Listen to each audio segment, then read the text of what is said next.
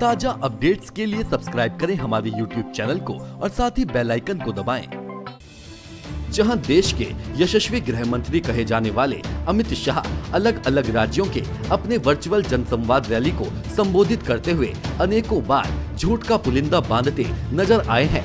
शाह ने बताया कि उनकी सरकार देश के विभिन्न राज्यों से अब तक करोड़ों प्रवासियों को उनके घर तक पहुंचा चुकी है, लेकिन गृह मंत्री की प्रवासियों को घर पहुंचाने की बात सिर्फ और सिर्फ अपनी राजनीतिक रोटी सेकने जैसा प्रतीत होता है, जिसका सच से दूर दूर तक कोई भी ताल्लुकात नहीं है। जिससे अब कहीं न कहीं केंद्र सरकार की देश भर में हो रही आलोचना से बीजेपी संगठन मानो की तिलमिला उठा है, तो वहीं देश के विभिन्न राज्यों में मोदी जी की कुशलता पर भी खुलकर सवाल उठने लगे हैं और इस बौखलाहट से भाजपा को अपना कुनबा भी खिसकने का डर सताने लगा है। परंतु पार्टी के अंदर मतभेद व मनमुटाव बेशक अभी तक मुखर नहीं है। इसकी वजह है कि बीजेपी संगठन में एक बेहतर मैनेजमेंट है, लेकिन पार्टी के कद्दावर नेता भी अपनी ही सरकार से नाखुश दिखाई दे रहे हैं। इस बात की बानगी दिखाई दी है पिछले माह परिवहन मंत्री नितिन गडकरी के उस बयान में, जब केंद्रीय परिवहन मंत्री ने एक निजी चैनल के आयोजित कार्यक्रम में ये कहा था कि देश के लोगों में कोरोना संक्रमण के दौरान असंतोष अधिक दिखाई दिया है। परंतु परिवहन मंत्री के इस बयान को दबाने की वो हर प्रयास किए गए और चाटुकार मीडिया ने परिवहन मंत्री के बयान को इस कदर गायब कर दिया जैसे कि केंद्रीय मंत्री के उस बयान से पार्टी में कोई भूचाल न आ जाए। तो उन्होंने मराठी में कहा, अभी वो नहीं है, बहुत अच्छे बड़े संत थे, उन्होंने मराठी में कहा था कि तूच तुझ्या जीवनाचा शिल्पकार, you are the architect of your own socio economic life, तुम ही तुम्हारे जीवन के शिल्पकार हैं। तब से मैंने सरकार पर और गॉड पर भरोसा रखना बंद कर दिया। मैं अपने कोई भी प्रोजेक्ट में सरकार से मदद भी नहीं मांगता और जाता भी नहीं, क्योंकि मदर डेयरी का अपवाद छोड़कर मेरा अनुभव कि जहाँ सरकार हाथ लगाती है वहाँ सत्यानाश होता। आखिर परिवहन मंत्री का बयान क्यों दबाया गया? अब सवाल उठना लाजमी है कि जब अपनी ही पार्टी के कद्दावर नेता व केंद्रीय मंत्री के सच को दबाया जा रहा है, तो फिर देश के आम आदमियों की आवाज बुलंद होने का तो सवाल ही नहीं उठता है।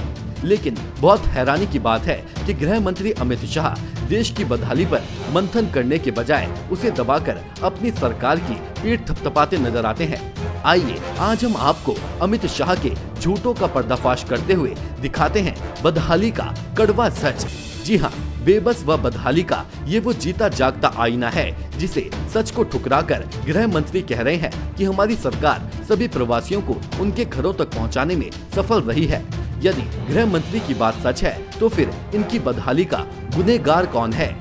बिहार की जनता और विशेषकर प्रवासी मजदूर अपने आप को इन बातों से अलग रखें।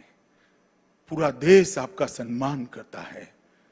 मैं आज इस मंच से कहना चाहता हूं, इस मंच से एक्नॉलेज करना चाहता हूं, देश का कोई भी हिस्सा हो, चाहे मुंबई हो, दिल्ली हो, हरियाणा हो, गुजरात हो, कर्नाटक हो, तमिलनाडु हो, जो विकसित है इसकी नींव में जाएंगे तो मेरे बिहार के प्रवासी मजदूर के पसीने की महक आती है। बिहार के व्यक्ति का पसीना इस देश के विकास की नींव में पड़ा है। ये जो लोग अपमानित करते हैं उनको मालूम नहीं है कि बिहार के प्रवासी मजदूर का जज्बा क्या है। वो एनालिसिस नहीं कर पाते हैं कि मोदी जी ने प्रवासी मजदूरों को सुरक्षित रखने के लिए कितना काम किया है। जब से कोरोना की महामारी आई, सब जिलों के अंदर अभी स्वास्थ्य की व्यवस्थाएं नहीं बनी थी। मोदी जी ने वीडियो कॉन्फ्रेंस कर सभी प्रदेश के मुख्यमंत्रियों को कहा कि जहां जहां प्रवासी मजदूर है, यूपी का है, बिहार का है, उड़ीसा का है, बंगाल का है, नॉर्थ ईस्ट का है, उसको सम्मान के साथ रखा जाए, इनके कैंप बनाए जाए, इनकी भोजन की व्यवस्था की जाए और भारत सरकार से खजाने से 11,000 करोड़ रुपया वो प्रवासी मजदूरों के भोजन के लिए तुरंत ही इन राज्यों को दे दिया गया। और 1 मई से ही मजदूर दिन के दिन जब पूरी व्यवस्था चौक चौबंद होने लगी, जिलों के अंदर स्वास्थ्य सेवाएं पहुंचने लगी, उनकी ट्रेनिंग हो गई, क्वारंटाइन सेंटर बन गए, ऑक्सीजन के सिलेंडर पहुंचे, उसके बाद 1 मई से ट्रेनों की आवाजाही शुरू करी और उसको श्रमिक ट्रेन प्रवासी मजदूरों के, प्रवासी श्रमिकों के सम्मान में उसको श्रमिक ट्रेन नाम दिया गया। और मित्रों, मुझे कहते हुए आज हर्ष है कि लगभग 1.25 करोड़ लोगों को सुरक्षित रूप से वहां पहुंचाने का काम भारतीय जनता पार्टी की नरेंद्र मोदी सरकार ने किया। ब्यूरो रिपोर्ट, श्रमिक मंत्र।